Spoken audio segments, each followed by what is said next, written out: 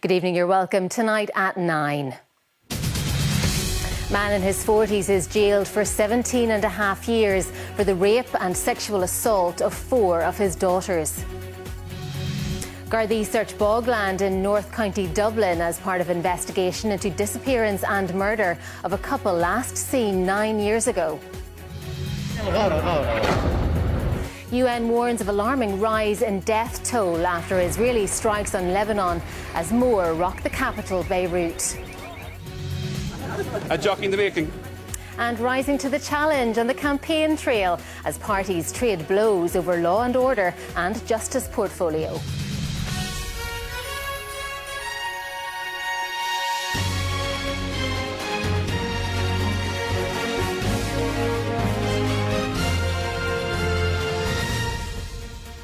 A man in his 40s has been jailed for 17 and a half years for the rape and sexual assault of 4 of his daughters.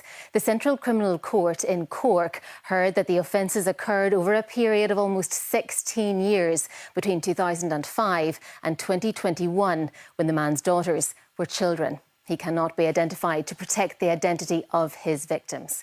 Well, our Southern editor Pascal Sheehy joins us now. Pascal, take us through what happened in court today. Well, Ms. Justice Karen O'Connor took us through the background to this horrific case today.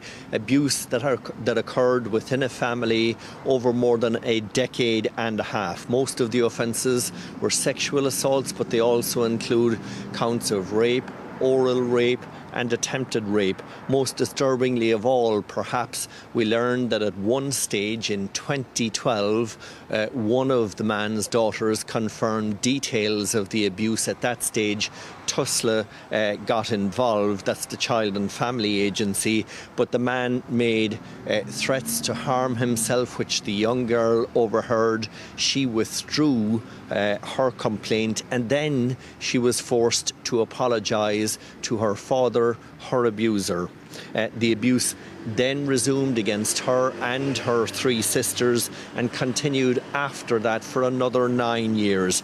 One of the sisters described how their home was turned into a place of horror, and another sister described it as a continuous hell, with the abuse continuing on an almost daily basis and sometimes twice or 3 times a day.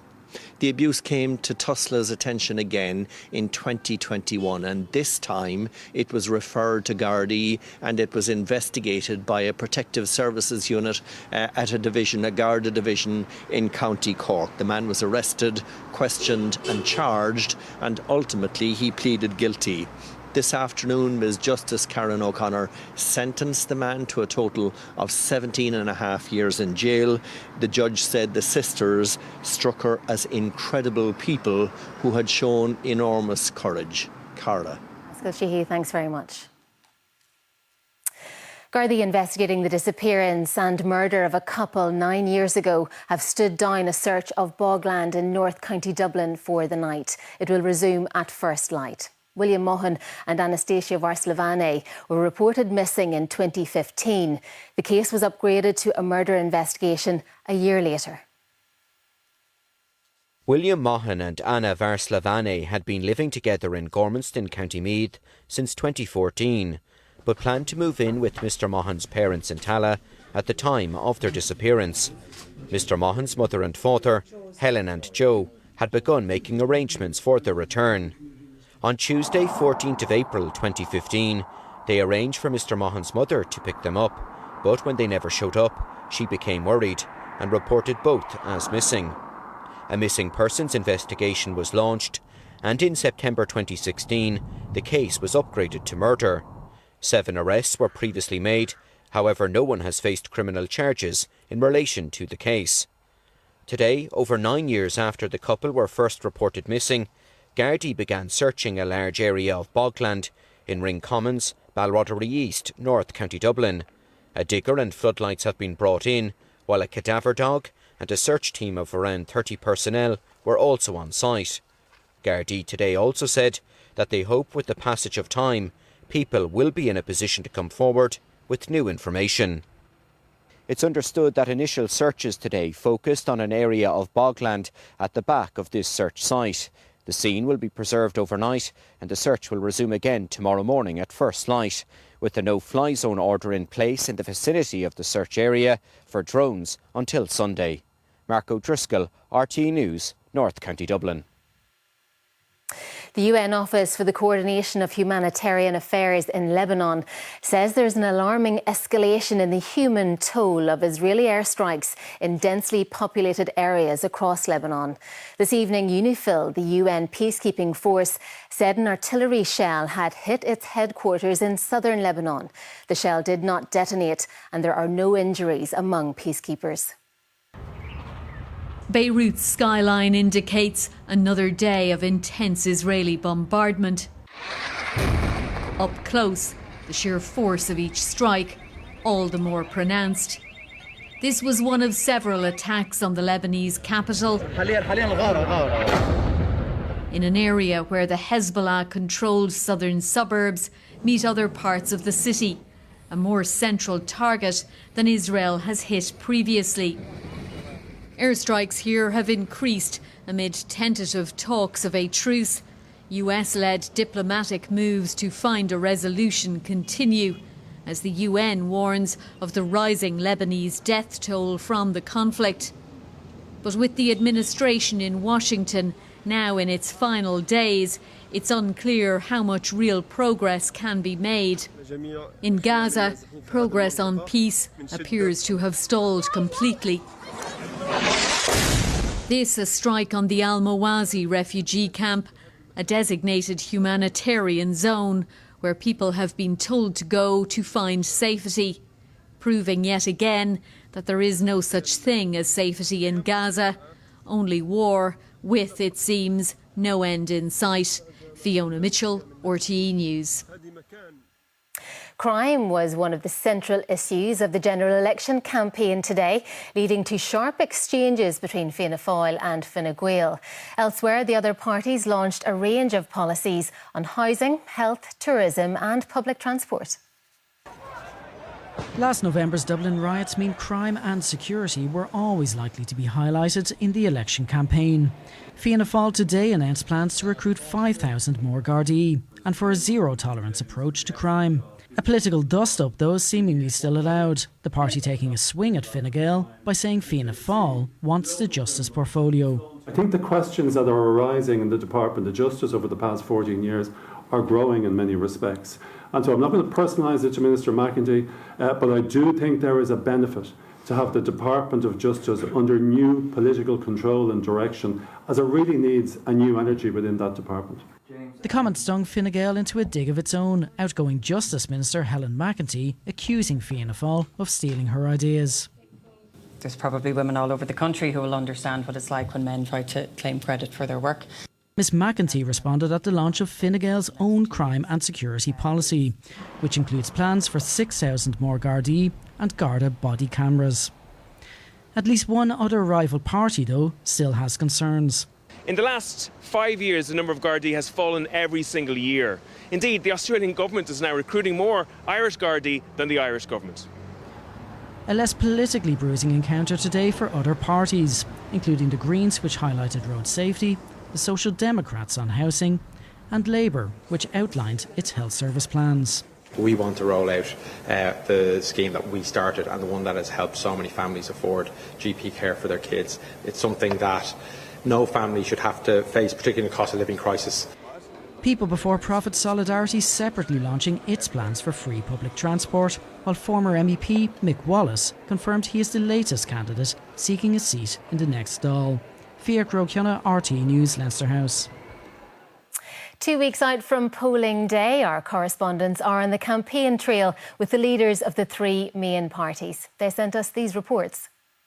Well, 1 week on from when he called the general election campaign, Simon Harris said that he was feeling good, energised and cautiously optimistic about how his party was doing on the first week of campaigning in the general election. But he said at this stage he was taking nothing for granted. He's now visited more than half of the country's 43 constituencies, and the intention is for him to visit the rest of them between now and polling day. Today, this afternoon, he was in County Clare. He went to Ennis, where he was very well received in businesses there, having lots of banter in the hairdressers and other premises that he visited along the way.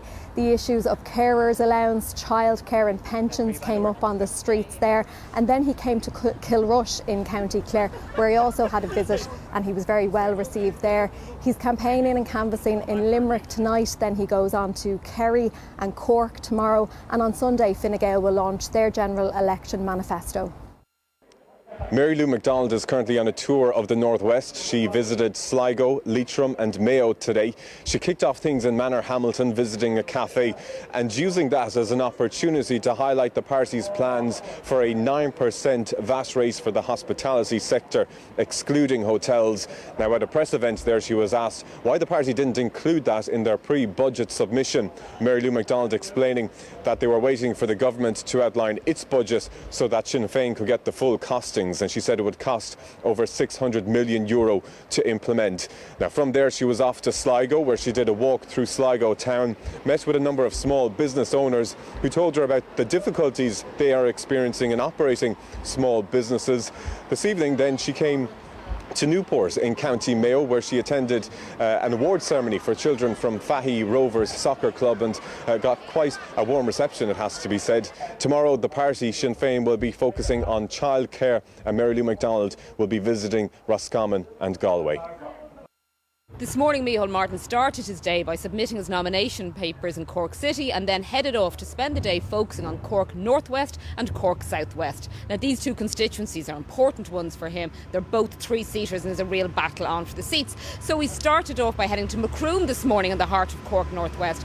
No surprises, agriculture was on everybody's mind, but he in particular took a lively turn of events when he took the campaign by the horns, if you will, and when he was visiting Macroom Buffalo Cheese Farm. He hopped up on the buffalo, and of course there's been much attention on that ever since. But when he was there, he had serious conversations with farmers there about issues like succession, for example. One farmer saying to him that they can't afford to retire yet, and really looking for more detail on the retirement scheme that Fianna Fáil has been proposing. Then back into the cars and on to Clonakilty here to talk to people here. Again, a range of issues came up here. For example, people talking to him about water treatment plants, cost of living and VAT, something that has come up every so often with small businesses when he's been on the trail. Business owners coming out and talking to him and asking for more assistance and clarity around the VAT rates that's affecting small businesses. Other topics too included the pressure on the ambulance service in rural places like this. So it's given him plenty of food really to think about as he headed off this evening. Tomorrow he focuses on Kerry. And Mary Regan of our political staff joins me now. Mary, more argy-bargy today between Fianna Fáil and Fine Gael. Yeah, and we're 1 week into this general election campaign. No one single issue has caught fire yet. The only heat is that rising temperature between Fianna Fáil and Fine Gael. Despite some talk of a ceasefire yesterday between both sides, actually the opposite has happened. Fianna Fáil's Jim O'Callaghan today, launching his justice policy, said that after 14 years of Fine Gael in charge of the justice brief, there has been no progress. And the Fine Gael leader Simon Harris was responding, saying on this criticism and other points of criticism, Fianna Fáil is really rewriting history here. He's saying they've been sitting at the cabinet table for the past 4 years and now they are criticising decisions of that very cabinet. But he did have a dig of his own. He said when Fine Gael took over from Fianna Fáil in government 14 years ago, the economy was in a mess, that the Troika were in town and that the country didn't have a bob to its name. So Fianna Fáil is saying that in fact, Fine Gael are the ones, with all the criticism here. And so this shadow boxing between both parties continues. But it's hard to see how this can be sustained for the rest of the campaign. There is a risk that both parties could drag each other down. And also when you think of the core message of both those parties going into this campaign, that is that there are potentially economic storm clouds on the horizon, given international events, and a stable government is needed to steer the country through that. Meanwhile, you have independents have the wind behind them, and Micheál Martin saying today, don't elect independents. You need a government speaking coherently and with one voice. But there are a few signs of that sort of unity today. Mary, thanks very much. A new health insurer has launched in the Irish market, offering simplified policy options and lower prices in a move that is expected to boost competition in the market. Level Health is backed by insurer Aviva and will use the promise of simplicity to attract customers, offering just 4 plans in a market where there are nearly 350 policy options across existing insurers. And there we take a break, but still to come in the 9 o'clock news. Donald Trump appoints vaccine skeptic Robert Kennedy Jr. as health secretary. And the 39-year-old found guilty of coercive control, assault, false imprisonment and threatening to kill his former partner is jailed for 6 years.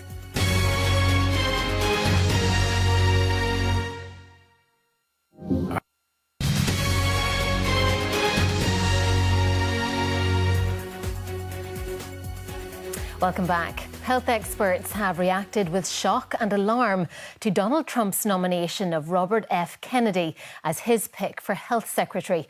The son of Bobby Kennedy and one-time presidential candidate, he's an outspoken vaccine skeptic and critic of much public health policy in America. During the election campaign, Donald Trump promised to let Bobby Kennedy Jr. run wild in health policy. Now he's formally proposed him as Health and Human Services Secretary. I guess if you like health and if you like people that live a long time, it's the most important position. RFK Jr. Bobby. Kennedy has often spoken of his wish to radically change America's costly and underperforming pharmaceutical and healthcare systems. And he's pledged to tackle America's chronic disease crisis by taking on the big processed food companies. 60% of our kids now have chronic disease. When my uncle was president, it was only 6%. And there's no other nation that has anything like that. We're mass poisoning our children with processed foods. We have 1,000 ingredients in our foods that are illegal in Europe. But he's attracted severe criticism over his long-standing opposition to most sorts of vaccines. There's no vaccine that is, safe and effective. He's been frequently accused of spreading misinformation and outright falsehoods about vaccines. When he quit the Democrats and backed Trump, most of the Kennedy family publicly dissociated themselves from him. I lost a lot of friends and a lot of family, but I have a much bigger family now. Now he's a confirmation hearing away from massive influence in US and global health. Sean Whelan, RTE News, Washington. Senior global climate figures, including Mary Robinson, have published an open letter to the United Nations criticising the COP climate negotiation process. They want the hosting of future UN climate summits to be limited to countries that can show clear support for climate action, and demanded stricter rules on fossil fuel lobbying. The official agenda at the COP29 climate talks today was on energy and peace. But you would think it was the opposite on the basis of the day that unfolded. Because the mood about the talks has visibly dipped, and war has broken out over the presence of lobbyists from the fossil fuel industry. We just have to decide how long the world is going to cower in front of the financial and political power of the fossil fuel industry. Concern over fossil fuel lobbyists was raised in a highly critical and strategically timed open letter signed by renowned climate experts and scientists, a former UN Secretary General, Mary Robinson, Chair of the Elders, and others. It said the COP process is no longer fit for purpose and needs to be fundamentally reformed. It's dominated to some extent by oil and gas interests and lobbyists in a way that it used to be. It's proving very difficult to get decisions which are binding on nations to actually implement. And of course, at the moment, we see that the electoral regime in Europe and North America have lurched to the right, and that is a chilling effect. Yes, we've been seeing some provocative headlines coming out as a result of this letter, but ultimately it's the constructive feedback, the ideas for how we can further improve this process. There are almost 1,800 fossil fuel representatives at these climate talks, more than the national delegations of practically every country. The open letter calls this a systemic imbalance, and it says the talks should be about implementing existing climate promises because it's taking too long to negotiate new ones. George Lee, RTE News at COP29 in Baku. A 39-year-old former member of the Defence Forces has been sentenced to 6 years in prison for coercive control, assault, false imprisonment and threatening to kill his former partner. The victim, Nicole Nolan, said she will never get over what happened to her. Gavin Doran of Olive Crescent, Fruithill and Carlow was found guilty in July of coercive control between January 1st, 2019 and October 31st, 2021. The jury also found him guilty of false imprisonment and threatening to kill his former partner, Nicole Nolan, seen here on the left, from October 30th to October 31st, 2021. He had pleaded guilty to assault causing harm on the same dates. The trial heard that part of the assault was witnessed by their young son and that Mr. Doran had threatened to chop Miss Nolan up and put her in a black bag. The trial also heard that Mr. Doran hit, bit and headbutted Nicole Nolan and he had stuck fingers down her neck. I'll never get over what he done to me. It's just, I will be traumatised forever. This is never going to leave me, ever. It's a permanent thing now in my life and I just have to learn how to live with it. What do you hope for now, speaking up about this? I hope that we protect other women and I hope that other women come forward and see that the courts do listen and guards are there to help. Judge Eugene O'Kelly told the court that Gavin Doran was an obsessive, jealous man who isolated Miss Nolan from her friends. He described the assault on Miss Nolan as vicious and said that Mr. Doran showed no great remorse for what he had done. The court also heard that Mr. Doran had previous convictions for false imprisonment, assault and threats to kill of a previous former partner in 2014, convictions which led to his departure from the Defence Forces. Judge O'Kelly sentenced Gavin Doran to a total of 6 years in prison with no suspension. Jackie Fox, RTE News, Carlow Circuit Court. To sports news, where Ireland's autumn international encounter against Argentina is into the second half at the Aviva Stadium. Ireland controlled much of the opening 40 minutes. Jack Crowley went over just 3 minutes in before further tries from Mac Hansen and Joe McCarthy helped the home side to a 13 points lead at the break. Argentina did respond with a try of their own shortly after the restart. Ireland lead by 22 points to 16 with around 10 minutes gone in the second half. In the early hours of tomorrow morning, Katie Taylor will take to the ring in Texas for her much-anticipated rematch against Amanda Serrano. The Bray boxer will put her super lightweight titles on the line in a fight night shared with Mike Tyson and YouTuber Jake Paul that will be streamed live to millions. Roll up for the rodeo. The morning cattle drive in Fort Worth Stockyards, a daily tradition offering a taste of old-time Texas. But like every good cowboy movie, there has to be a dust-up. In the Taylor versus Serrano duel, they know who they're backing. Hi, hello, Katie Taylor. Welcome to Texas. Good luck in your fight. We're rooting for you from the Stockyards in Fort Worth, Texas. Even the weigh-in is box office here. Fans in green starting to arrive. Unbelievable. Very humble. Brilliant for women's boxing. Brilliant boxer, brilliant brain. A fit and firing Taylor tipped the scales right on point at 137.4 pounds. To all the Irish fans watching right now, back home, what do you want to say to them? Just thank you so much, guys, for all the support. I'm just so grateful. Her opponent Serrano registering at the exact same weight. For the Bray boxer, the rematch is a family affair. Her mum Bridget, as ever, in her corner, saying it's a dream for Katie to fight on the same card as Mike Tyson.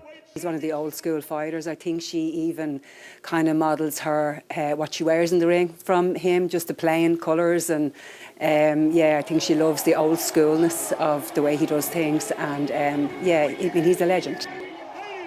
There was a little pantomime saved for last. Tyson laying down an early marker as tensions at least appeared to boil over. For the women, there was nothing but respect as they faced down their date with destiny. Paul O'Flynn, RTE News in Texas. Well, that is Friday's main evening news from everyone here. Good night and take care.